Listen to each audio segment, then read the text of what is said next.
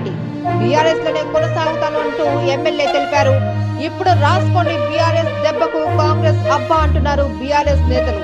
దీంతో బీఆర్ఎస్ కు మళ్లీ పూర్వ వైభవం రానుందేనంటూ బీఆర్ఎస్ నేతలు చర్చించుకుంటున్నారు.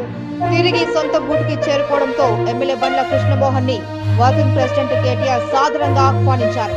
బ్రేకింగ్ న్యూస్ చూస్తున్నాం. బీఆర్ఎస్ వర్కింగ్ ప్రెసిడెంట్ కేటీఆర్ ను కలిశారు ఎమ్మెల్యే బండ్ల కృష్ణమోహన్.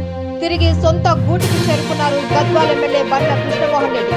బీఆర్ఎస్ లోనే కొనసాగుతాను అంటూ ఎమ్మెల్యే తెలిపారు. ఇప్పుడు రాసుకోండి బీఆర్ఎస్ దెబ్బకు కాంగ్రెస్ అబ్బా అంటున్నారు బీఆర్ఎస్ నేతలు. దీంతో బీఆర్ఎస్ కు మళ్లీ పూర్వ వైభవం రానుందేనంటూ బీఆర్ఎస్ నేతలు చర్చించుకుంటున్నారు. తిరిగి సొంత గూటికి చేరుకోవడంతో ఎమ్మెల్యే బండ్ల కృష్ణమోహన్ ని వర్కింగ్ ప్రెసిడెంట్ కేటీఆర్ సాదరంగా ఆహ్వానించారు.